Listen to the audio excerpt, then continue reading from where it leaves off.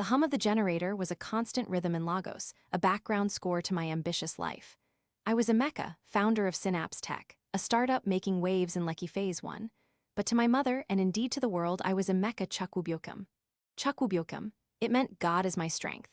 A powerful name given to me by my late father, a prayer whispered into my infant ears just weeks before he passed. That strength, that grand pronouncement, felt heavy, almost suffocating. Especially when pitching to international investors, where a quick, memorable name was key to cutting through the noise. Every time I introduced myself, I felt the weight of history, of expectation, a shadow stretching from my past onto my future. I loved my father's memory, but I yearned for my own identity. My team, a vibrant mix of young techies, all called me Chucks. It was easy, breezy, fitting our fast-paced, innovative culture. My business cards already read Emeka C for brevity. But the official documents, the corporate registry for Synapse Tech, they all screamed Chukwubuikom. The upcoming, crucial meeting with potential investors from Silicon Valley was looming large. Emeka, my brilliant co-founder and a voice of reason, had advised me. "Chucks," she said, her eyes serious, "your brand needs to be sharp, globally resonant. Emeka C is good, but full consistency, maybe Emeka Chukwu for all formal documents.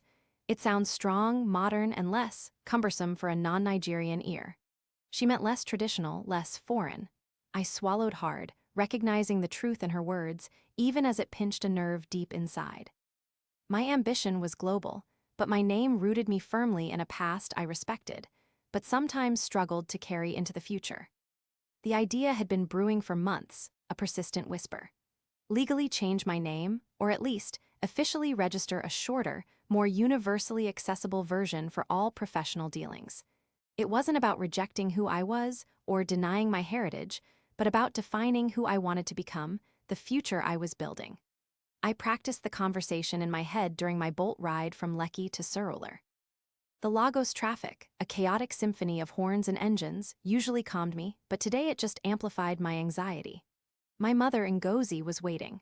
She'd prepared my favorite jollof rice, the aroma a comforting hug. It filled our small but lovingly kept living room. I took a deep breath, trying to muster courage. "Mama," I started, trying to keep my voice steady, "I've been thinking about something important for Synapse Tech, something about my name." The words tumbled out, clumsy and rushed, like stones skipping across water.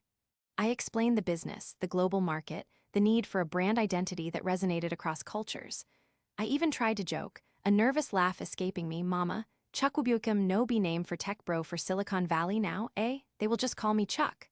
Her smile, which had been so warm moments before, vanished, replaced by a look of disbelief. Her eyes, usually so vibrant and full of life, welled up instantly.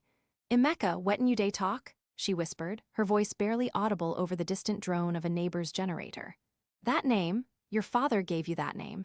It was his last gift to you, his final prayer." A tear escaped, tracing a path down her cheek. The jollof rice, once so inviting, suddenly felt cold and unappetizing in my stomach. I had hurt her deeply. Her tears were a potent weapon, more effective than any shouting or reprimand. For days that followed, our house in Surulere became a tomb of unspoken words.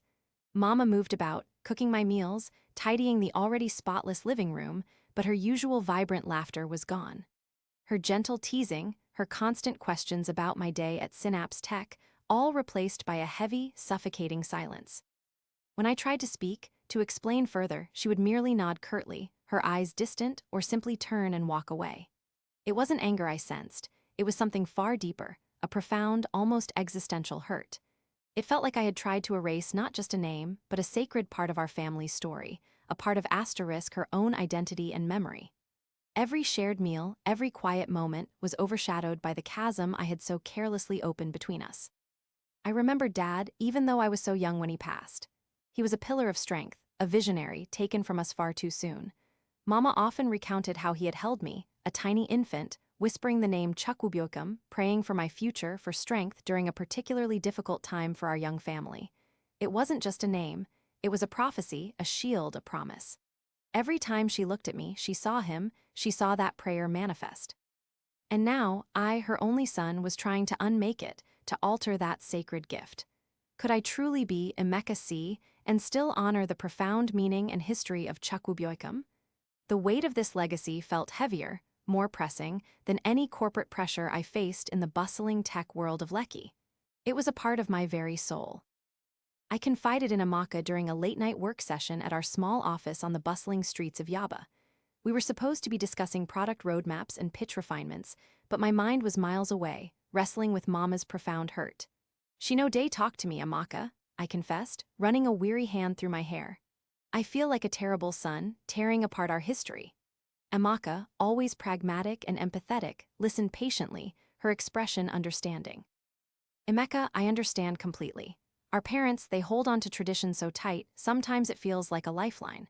For them, it's about identity, history, faith. For us, it's about future, opportunity, evolution."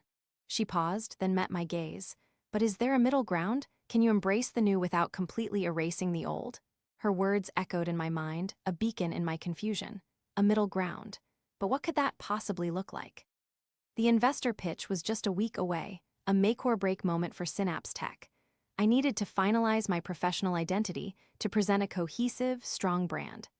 I decided to apply for a change of name at the Corporate Affairs Commission to formally register Emeka Chukwu for all business documents.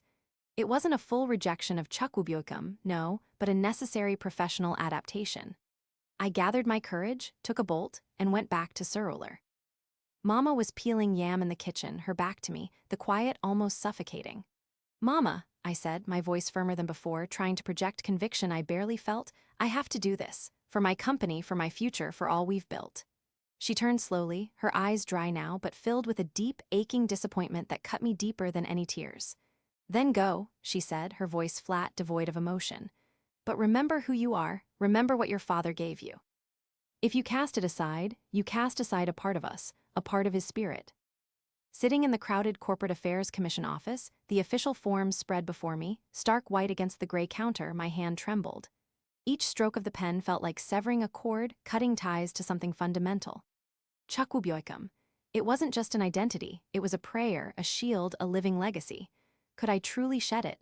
The memory of my mother's desolate face, her words, "If you cast it aside, you cast aside a part of us," replayed in my mind, a haunting refrain. Was I being selfish in pursuit of ambition?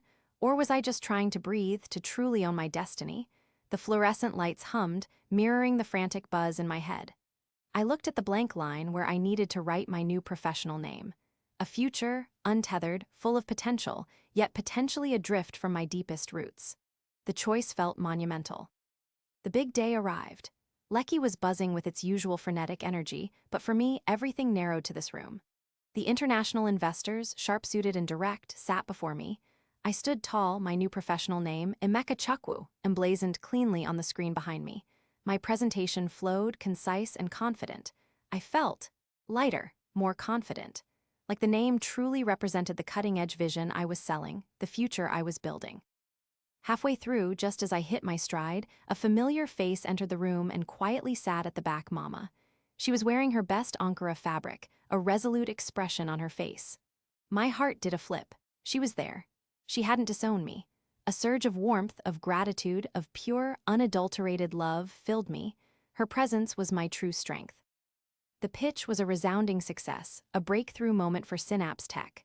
Later, as the room cleared, Mama walked up to me, her footsteps gentle. She didn't say Chukwubuikom. She just said, "Emeka, you did well, my son, very well."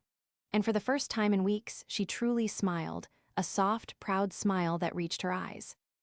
It wasn't a complete, explicit acceptance of Emeka Chukwu for her, but it was an undeniable acceptance of my choice, an acknowledgement of my path.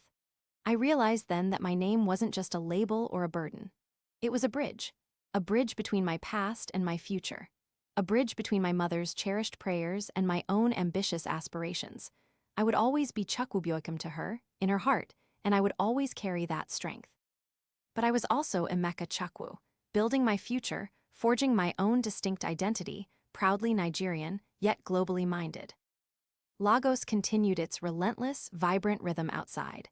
The ever-present generator hummed its familiar tune, danfos blared their horns in traffic.